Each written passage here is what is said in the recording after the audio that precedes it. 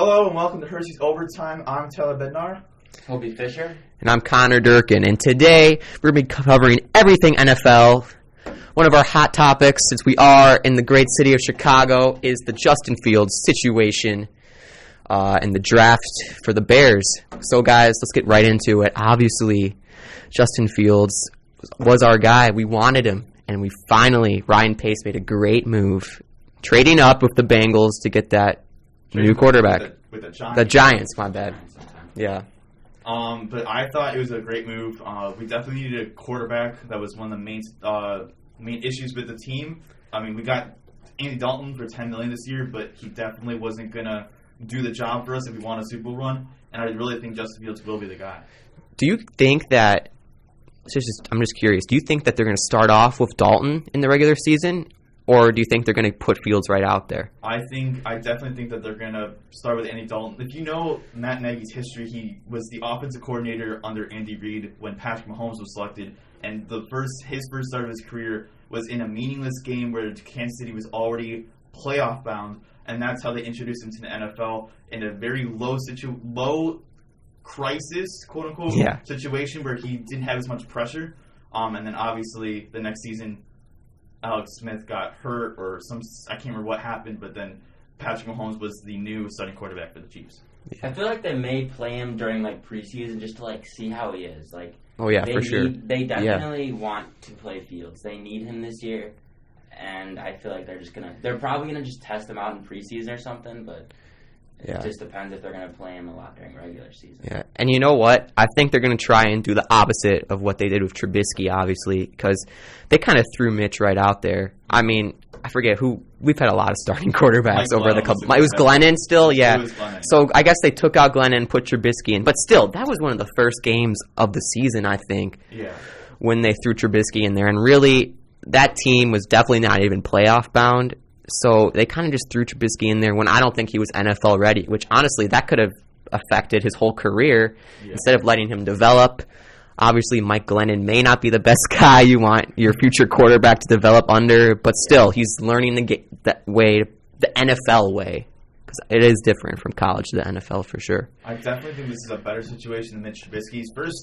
Firstly, we moved from the third position to the second spot in the 2017 draft to pick a UNC quarterback who faced ACC football competition, didn't play as well, had worse stats than Deshaun Watson and Patrick Mahomes, and I seriously think that Justin Fields is the second best quarterback in this draft, and for some reason I don't understand why he fell, but I'm very glad he did, because the Bears now have a future franchise quarterback, in my opinion. Yeah, well, I hope so.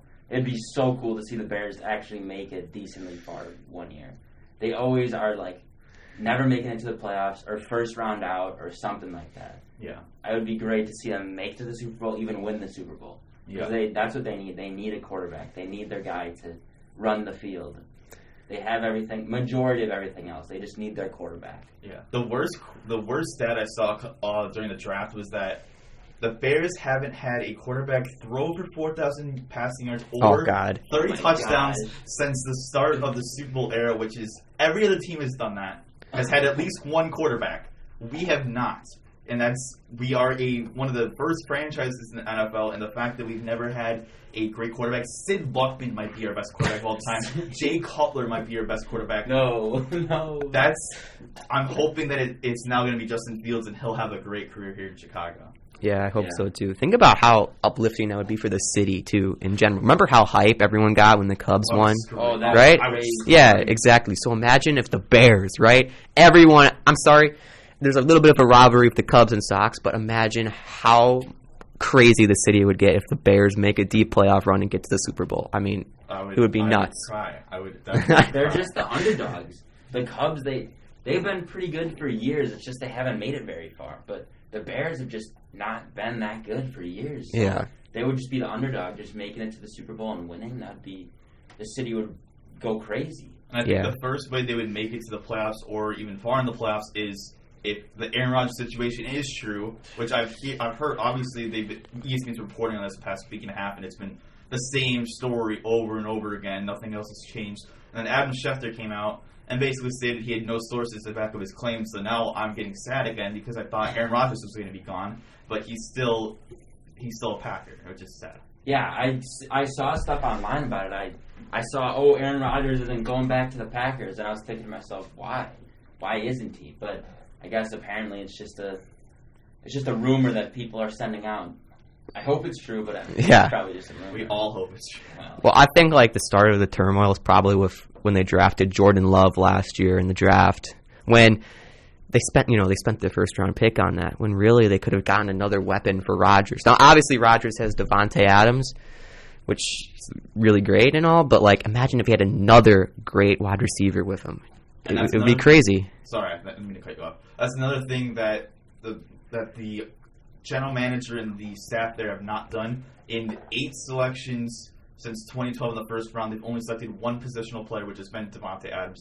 They've never used a first or second round pick on a wide receiver or a running back in over 8 years, which is crazy. And that's another thing that's really been bugging him, is that they don't offer him any help. Yeah. I mean, they do need help on defense, but he needs somebody more than Devontae.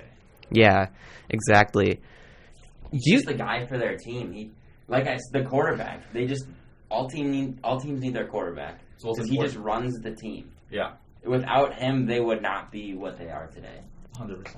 Yeah. Do you think, how many Super Bowls would you think Rodgers would have if he had more help over these years? Well, he would have... Do you think he'd be in, the GOAT discussion if, he was surrounded by better players more than he... Because he's a great quarterback, right? He doesn't... I honestly think... I don't think he's, underrated at all, but I don't think he gets as much credit as he deserves, if you know what I mean. I actually do think he's underrated in the GOAT conversation. He is 1-4 in NFC championship games, and the one win was against the Bears in 2011. Yeah. But I do think...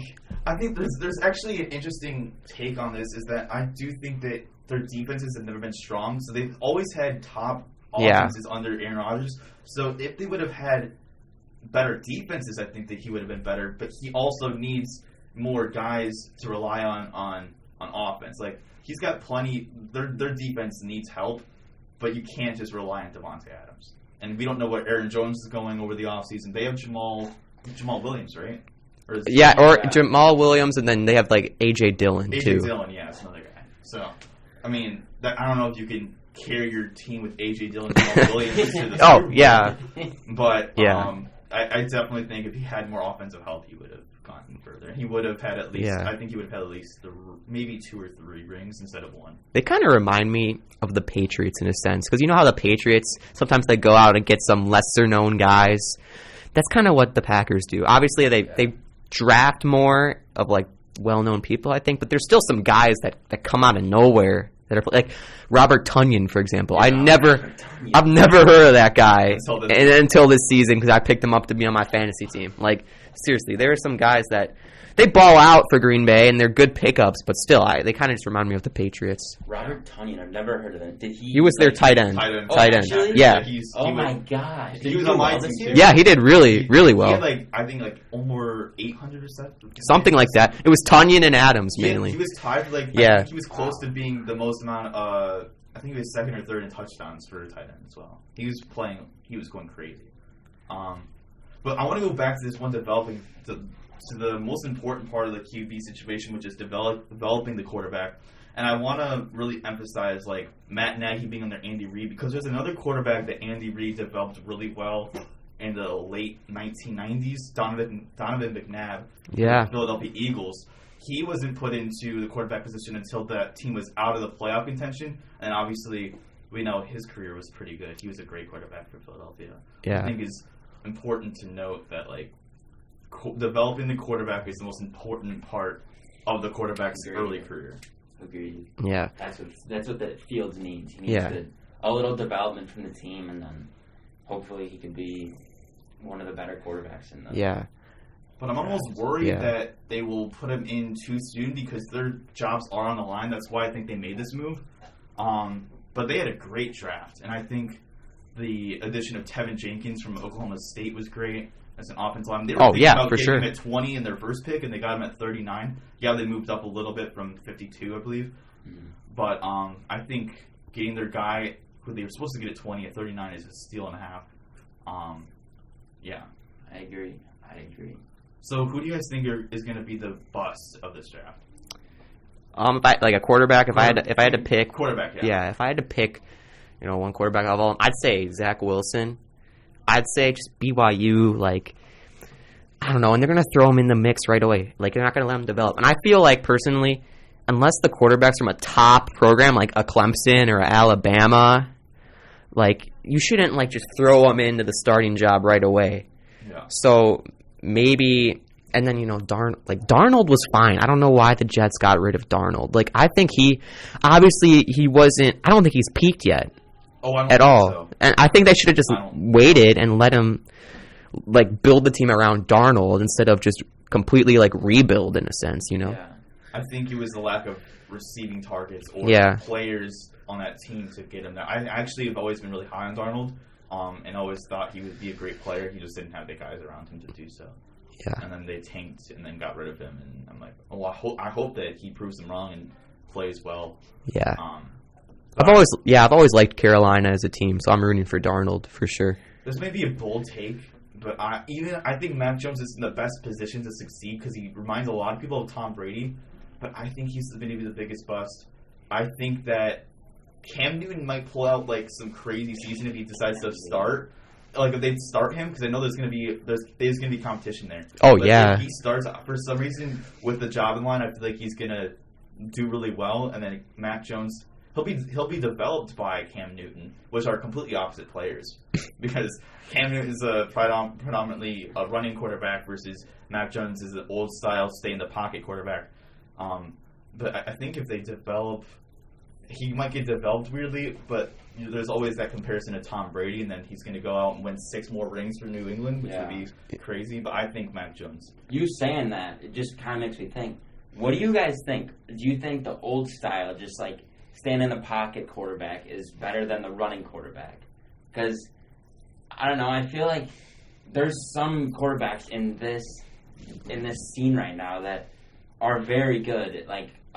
Who's for the Ravens? What's that guy's name? Lamar Jackson. Lamar Jackson. Last year he did very well. He was on my fantasy team and he did right. He did. He did great. I love when you mentioned fantasy team. I was going to mention that too for another quarterback. Yeah, he was on my fantasy team. Sadly, I dropped him because I needed. You dropped Lamar. How many players are? How many people? Wide receivers, okay. I needed to. It was a good trade. It was Mike Evans. Oh, you traded him. I thought you said you dropped him. I traded him. I traded him for Mike Evans and another wide receiver that I needed.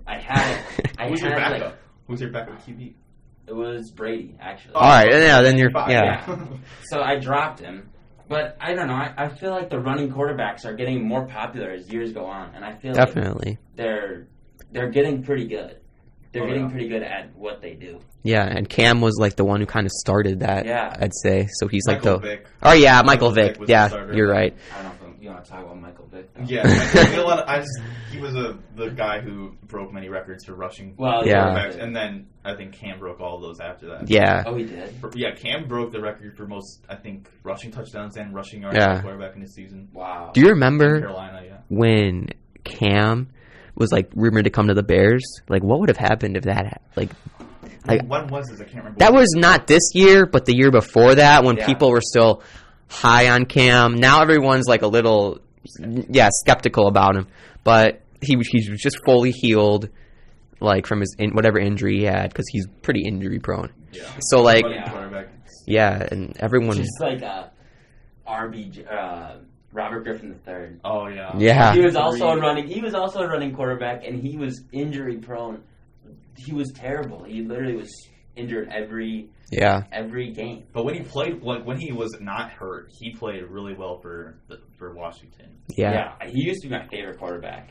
I don't know why, but he used to be my favorite. Yeah, he used to always wear those crazy socks. I remember. Yeah, he did.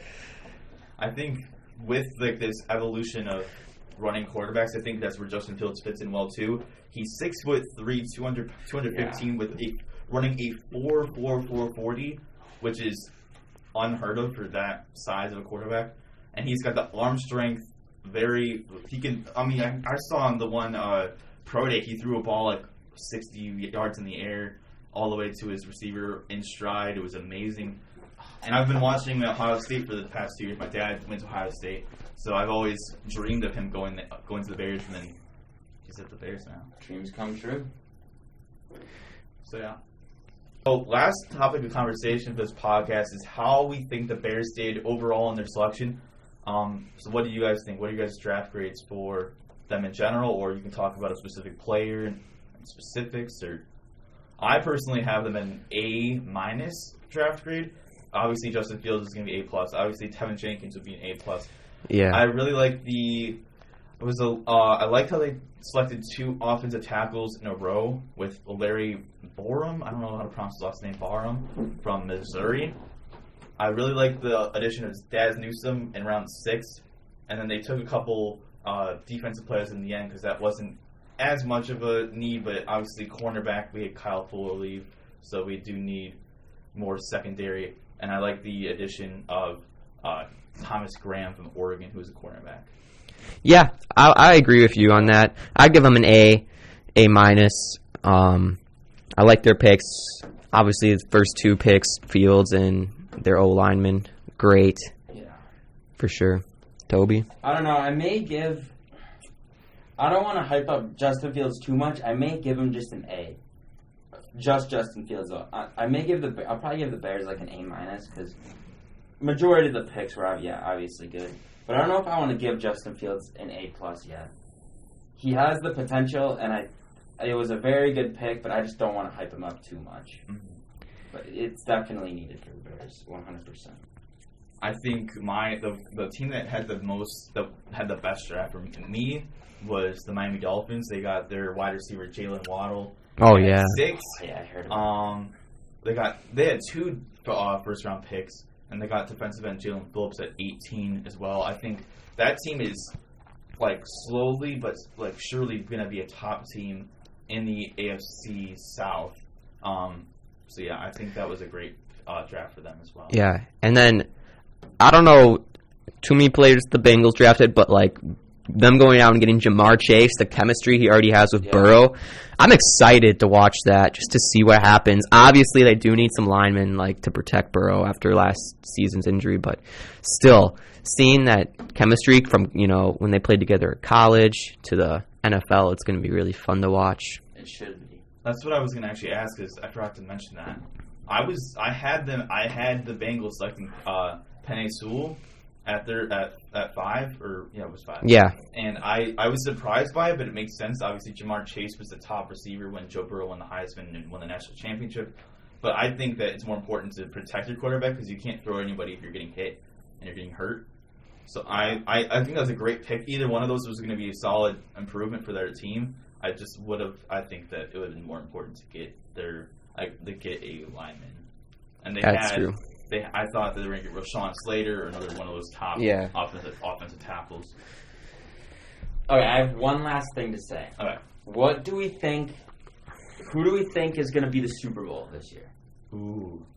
Just as a last topic here, I don't know who I'm thinking though. It's maybe basic. I personally have a repeat of the Super Bowl. Repeat? A repeat of the Super Bowl. Okay. I think the Chiefs obviously noticed that their offensive line was terrible in the Super Bowl. They got many additions, many solid veteran offensive tackles for their to help protect Patrick Mahomes. And I've always been against Tom Brady, but I'm never ever going to bet against Tom Brady. I lost $50 in the Super Bowl. No, Tyler. I thought they were going to lose, and I bet against them, so I'm going to bet for him now. And Tom Brady is going to be back, and that he is going to lose, though. I'm going to bet against him in the Super Bowl again. Oh, okay. I think it's going to be the Chiefs get their second, and Tom Brady loses. See, the problem with last Super Bowl is the Chiefs. I mean, they were supposed to win, but they just did not play their game. Right. They just were not playing well, but I feel after another year of experience, I feel if they go back into the Super Bowl, they're going to be ready. And if it's the Chiefs and the I can't remember his team. Buccaneers. If it's the Chiefs and the Bucs, I'm thinking the Chiefs pull out and get this one. Yeah. Definitely, I think the Bucs are going to return. For the NFC, however, I'm trying to think of an opponent. I can't really. Or not the NFC. The AFC? AFC, my bad, yeah. I actually, it's either between the Chiefs or the Bills. I think Josh Allen has another solid year with Stephon Diggs as his number one guy. They went crazy. Oh, yeah, they had they were getting records together because they were both just and that was good. their first season together. Yeah. Like, that's going to be a great chemistry to watch in Buffalo. But I think those are the two top teams. I think the Miami Dolphins are coming up there as topics of conversation for that sort of like Super Bowl realm. Let's see, who else? Denver Broncos are their defense is amazing. Yeah, I don't think they're ready yet though. I don't think for Super Bowl, but I think they do better than most people think. So yeah. I think Bucks and Chiefs is another good. I think that's a good guess. It's a basic guess, but I think it's a good guess though. Yeah. Both teams are outstanding, and especially the Chiefs. Like, the Chiefs just have so many weapons. I feel like they're pretty guaranteed to get in the Super Bowl this year. Yeah. It's just if they end up choking like they did last year. All right. Thank you for listening in to the podcast today. See you later. Adios. Adios. Adios. Adios. Adios. Adios.